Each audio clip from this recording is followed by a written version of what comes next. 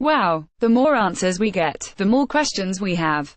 Amid a national debate over who should or shouldn't have guns in schools, Broward County Sheriff Scott Israel on Thursday dropped a stunner. Scott Peterson, a school resource officer at Marjorie Stoneman Douglas High School, assigned to protect those inside, apparently stood armed, but frozen, outside a freshman building as young S were being snuffed out as screams and the stutter of bullets from Nikolas Cruz's AR-15 bullets filled the air. Peterson, a uniformed deputy, never went inside the school building where the horror was unfolding, Israel revealed at a news conference. Peterson's lack of action was captured on video, Israel said. "I'm devastated," the sheriff said. "Sick to my stomach." According to Israel, the deputy took a position outside the building, and he never went in. When asked by reporters what the deputy should have done, Israel said, "Went in and addressed the killer. Killed the killer. That was his job, his duty." Israel announced that Peterson resigned, retiring from the force. So much for the highly anticipated good guy with a gun. Students' and parents' anguish must even be more unbearable now, as authorities work to piece together how 19-year-old Cruz managed to carry out his horrible massacre. Disturbing revelations keep coming to light. Peterson's dereliction of duty is just the latest. We learned last week that the mighty FBI failed to follow up on tips about Cruz's threatening behavior and declaration, on social media, no less, that he wanted to be a professional school shooter.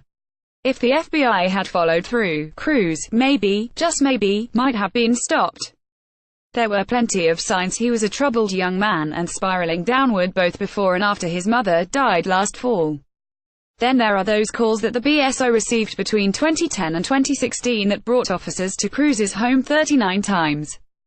In September 2016, deputies were called to quell a fight between Cruz and his mom. The deputy noted that the teen suffered from mental illness.